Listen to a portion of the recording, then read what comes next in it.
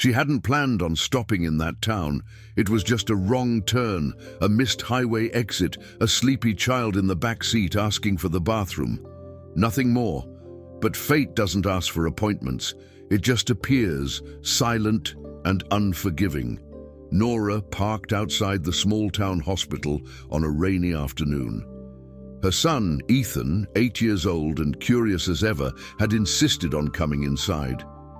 He liked hospitals, strangely enough, said they smelled like clean stories. Nora smiled at the phrase, though her chest ached at how often Ethan asked about his father, the man he never really knew, the man who disappeared. 7 years ago, Matthew Hale boarded a flight to Chicago for a work trip. The plane never landed. No wreckage, no bodies. Just silence and a death certificate signed in absentia. Nora buried a box filled with his clothes, a few photos, and a wedding ring they found in a pawn shop weeks later. It was closure and paperwork only. Inside the hospital, Nora held Ethan's hand as they walked down the hall. A man passed them wearing a white coat, clipboard in hand, moving swiftly toward the elevator. Ethan stopped cold. "Mom," he said quietly, tugging her sleeve. "That doctor, he looks like Daddy." Nora's breath caught. She turned slowly. The man had just entered the elevator. His profile was visible for a second. Strong jawline, that awkward little dimple, the same careful way he pushed up his sleeves. Her stomach flipped. No, it couldn't be, but something inside her, something buried with that empty casket, clawed its way back to life. The air felt heavier. The hum of fluorescent lights above seemed louder. She whispered his name without thinking. "Matthew." The elevator doors closed. Gone. And just like that, the world tilted. Nora grabbed Ethan's hand tighter and walked quickly to the reception desk. "Excuse me," she asked, trying to sound calm. "The doctor who just passed, do you know his name?" The receptionist glanced at the computer. "Dr. James Elwood, neurologist. He's only been with us for about a year." Elwood, not Hale. But names are easy to change. Faces, though, faces don't lie. For the first time in years, Nora's grief took a different shape. It wasn't sorrow anymore. It was a question burning behind her ribs. Had he survived? And if so, why hadn't he come back? This wasn't coincidence. This wasn't imagination. This was the beginning of something bigger. And she was going to find out the truth, no matter what it destroyed. Before everything unraveled, Nora's life had been the kind people quietly envied. She lived in a modest but warm house just outside of Asheville, North Carolina. The kind with creaky wooden floors and the smell of fresh coffee lingering in the air each morning. The curtains in the kitchen were always halfway open to let in the morning light, and a radio in the corner played soft jazz or old country, depending on Matthew's mood. Matthew Hale had been a civil engineer, quiet but incredibly intelligent. He had the kind of laugh that made people want to laugh with him, even if they hadn't heard the joke. He loved Sunday mornings, blueberry pancakes, and reading medical thrillers, even though he wasn't a doctor. He and Nora had a rhythm. Not perfect, but honest. They had planned for another child, a bigger house, maybe a trip to Scotland one day, and then the flight. Nora remembered the exact moment she received the call. A number she didn't recognize, a calm voice explaining that Flight 267 had lost communication over Illinois airspace. Hours passed, then days, then weeks. Eventually, the headlines faded. The world moved on. But Nora didn't. She refused to hold a funeral at first. How could she mourn someone without proof? But the pressure from Matthew's family and from reality mounted. So she compromised. A memorial service. She stood in a black dress, holding Ethan, who was just a baby at the time, and listened to eulogies that sounded more like fairy tales. Everyone said he was gone. Everyone needed him to be gone, so she tried to believe it. Years passed. She raised Ethan on her own, working part-time as a librarian and selling handmade bookmarks online. Her life became quieter, slower, safe, a calendar full of normal days. But the silence had weight. At night, she would still reach for the other side of the bed. Her hand would land on cool sheets. Sometimes she'd dream of Matthew, but not of his death. She dreamed of him walking past her on the street, of seeing him through a train window, of brushing his shoulder in a crowd. Always so close, always just out of reach. She never remarried, not because no one tried, but because deep down, she never fully let go. Ethan, too, asked questions. Sometimes they were simple. What was Daddy like? Other times, harder. Why didn't he come back? Nora always told him the truth, or at least the version she had. Daddy loved you very much. The world just didn't let him come back. She didn't cry often anymore. The grief had settled into something quieter, like dust in the corners of her life. Present, but no longer suffocating. Until that day in the hospital. Until a stranger's face shattered 7 years of fragile peace. Nora couldn't sleep that night. The face she saw in the hospital haunted her with a kind of quiet cruelty, familiar enough to stir her soul, foreign enough to feel insane. She sat by the window in her small living room, the glow of a single lamp casting long shadows on the walls. Ethan had gone to bed, his questions silenced by her half-hearted reassurances. But inside, her thoughts screamed. Dr. James Elwood. That's what the receptionist had said. She searched the name online. His face appeared on the hospital website. It was him, or at least someone who looked exactly like him. Same dark eyes, same crooked smile in his staff photo. But the bio told a different story. Born in Maryland, attended Yale, volunteer trips to Honduras, no mention of Asheville, no mention of Nora, no mention of Ethan. If this was Matthew, how could he be living a whole new life? The next day, she returned to the hospital under the pretense of needing medical records for Ethan. She waited in the lobby for hours, heart racing every time the elevator dinged.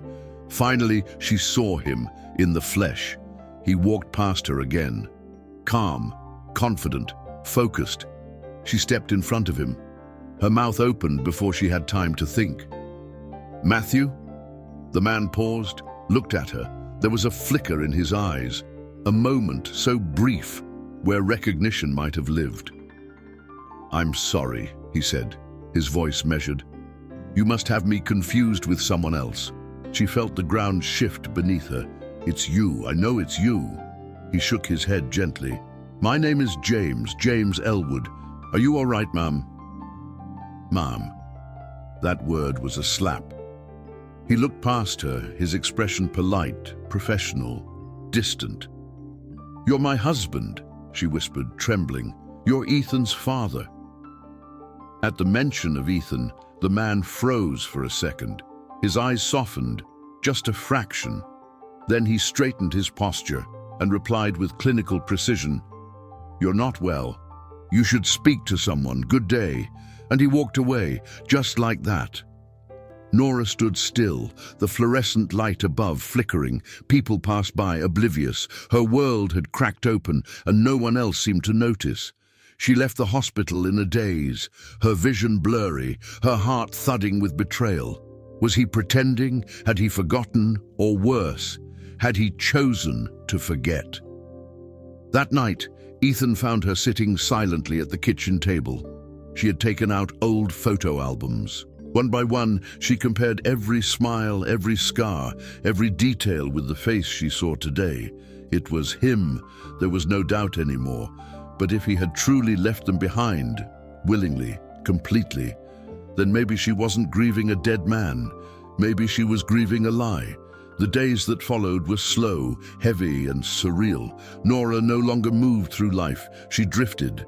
Every task, every errand, every conversation felt like walking through fog. Her body operated on autopilot, but her mind was somewhere else entirely, stuck in a loop of impossible questions. Was Matthew really gone all those years ago? Was this man truly him, living under a new name, in a new life? And worst of all, if he remembered, why did he pretend not to know her? She didn't tell Ethan. How could she? What could she possibly say? She found herself sitting outside the hospital day after day in her car, just watching. She saw him leave at the same time most evenings, always walking with purpose, always alone. Sometimes he carried a coffee, other times a file folder under his arm. He never looked around, never hesitated, like he was exactly where he belonged. Nora thought of following him, knocking on the door of whatever home he disappeared into, but fear held her back, not of what she would find, but of what he might say or not say. Back home, she began to unravel. The silence in the house became unbearable. She cleaned obsessively, rearranged drawers, took out every old letter Matthew had ever written her and read them like sacred scripture, hoping to find some sign that would explain this impossible fracture in their story. She remembered the first time she told him she was pregnant, how his face lit up, how he placed his hand gently over hers and whispered, "We're going to be everything he needs." But could that man, ever just walk away? Her body ached with the weight of that question. One night, unable to bear it, she wrote a letter. Not an email, not a text, a real letter. Her handwriting shook as she formed every word. "I saw you. I know it's you.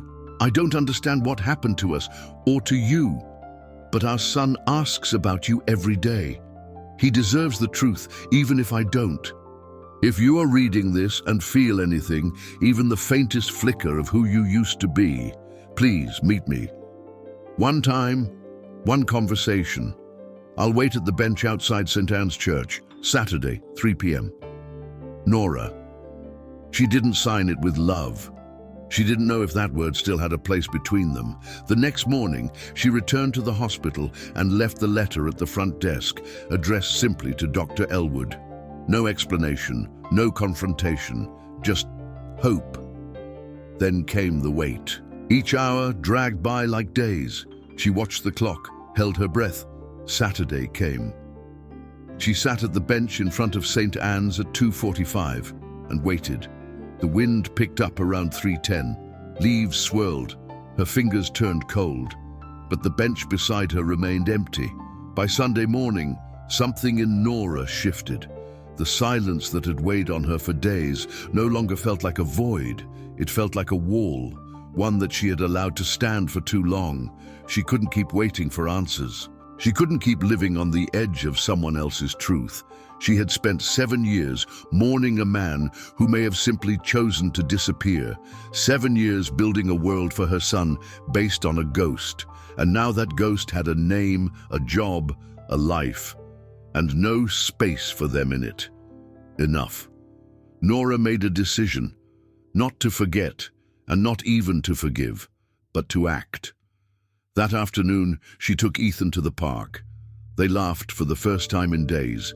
He ran toward the swings, his hair catching the golden light of the setting sun. She sat on a nearby bench and watched him, holding onto the image, her reason. Later that night, when Ethan had gone to bed, she went to her desk and opened her laptop. This time, she didn't search for James Elwood. She searched for Matthew Hale. She dug deeper than she had in years, not for signs of death, but signs of life. Old colleagues, former classmates, forums, obituaries for his father, which mentioned Matthew only as missing. Social media pages long inactive, nothing new, but then a spark. A private medical conference held 6 months ago in Boston. She found a blurry group photo posted on a blog, doctors in white coats smiling, and there, third from the left, him. The caption read, Dr. James Elwood, keynote speaker on neurological trauma and memory reconstruction. Memory reconstruction. Her breath caught in her throat. Could that explain it? She read more. Elwood was part of a study on the psychological effects of extreme trauma, including fugue states, rare cases where individuals lose their identity and build new ones. Sudden disappearances, emotional detachment, rewriting history. Was it possible that he hadn't abandoned her, but truly didn't remember? For the first time, doubt met compassion inside her.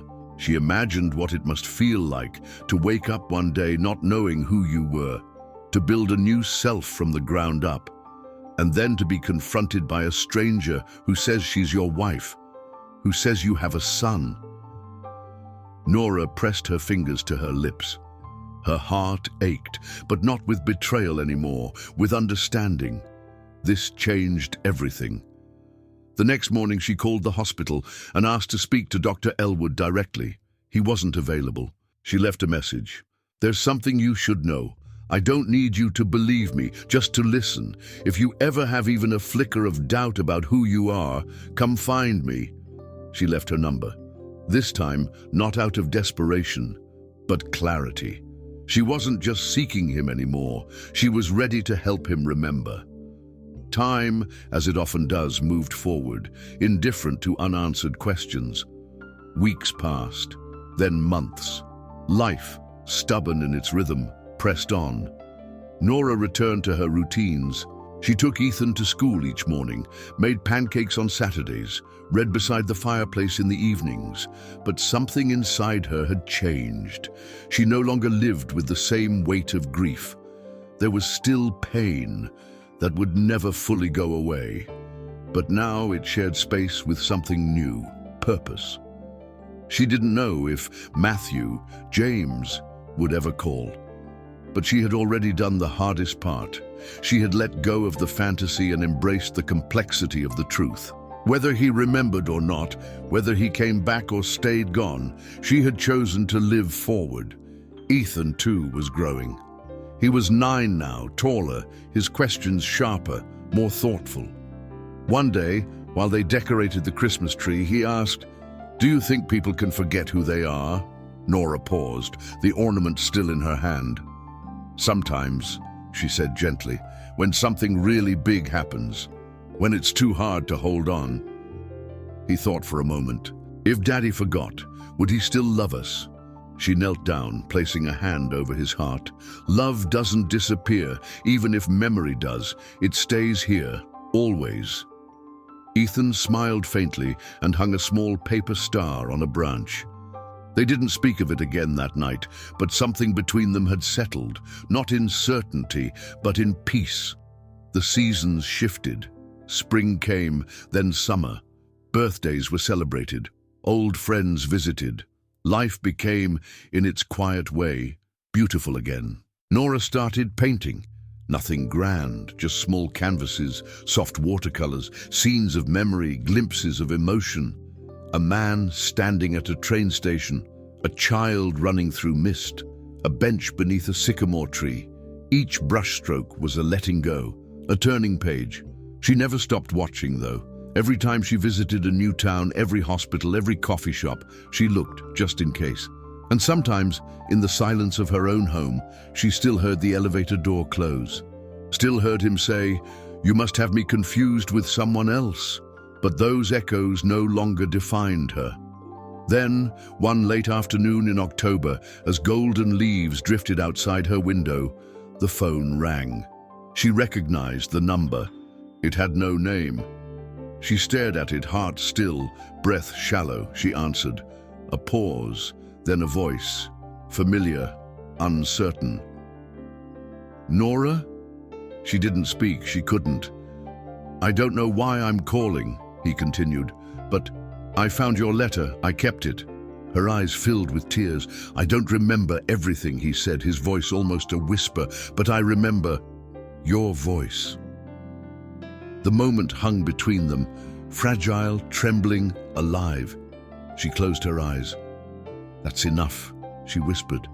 "It's a start." And in that moment, without reunion, without answers, something began again. The meeting was set for Sunday afternoon. Nora chose a quiet cafe tucked away on the edge of town, where the trees outside the windows wore autumn like a warm shawl, and the scent of cinnamon floated gently through the air. She arrived early, too early. Her hands trembled as she stirred her tea, though it had already gone cold. At exactly 3:05 p.m., the door opened. He stepped in. No white coat, no clipboard, just a man in a dark jacket, hesitating by the entrance. His eyes searched the room, uncertain, until they found her. James Elwood, or maybe Matthew Hale. He walked slowly to her table, every step heavy with invisible weight. She rose, unsure of whether to reach for him or stand back. They both settled for a quiet nod. "Hi," she said softly. "Hi," he replied. He looked around, unsure of how to sit, where to place his hands, how to exist in this room full of memory.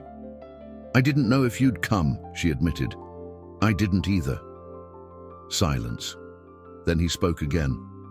"I started dreaming of you." Not clear dreams, just feelings, sounds, a child laughing, a warm kitchen, music. Nora blinked back tears. "Ethan," his eyes flickered. "The boy," she nodded. "Our son." He took a breath, and for a moment he looked utterly broken. "I don't remember being that man, but sometimes I feel him. And when I saw you that day in the hospital, something inside me stopped." She studied his face. The same creases at the eyes, the same way he tapped his fingers when nervous. She had memorized him long ago, but now he was fractured, a mirror missing pieces. "I read about your work," she said. "Neurological trauma, memory disorders, fugue states." He looked down. "It started after the crash. I woke up in a hospital in Illinois. No ID, no past, just pain and noise. For months I couldn't remember my name. When it came back, it wasn't Matthew, it was James. It was like someone else's life began inside me." "And you never wondered if there was someone before that life?" she asked, voice trembling. "I didn't know how to ask," he said, guilt pressing into every word. "Or who to ask."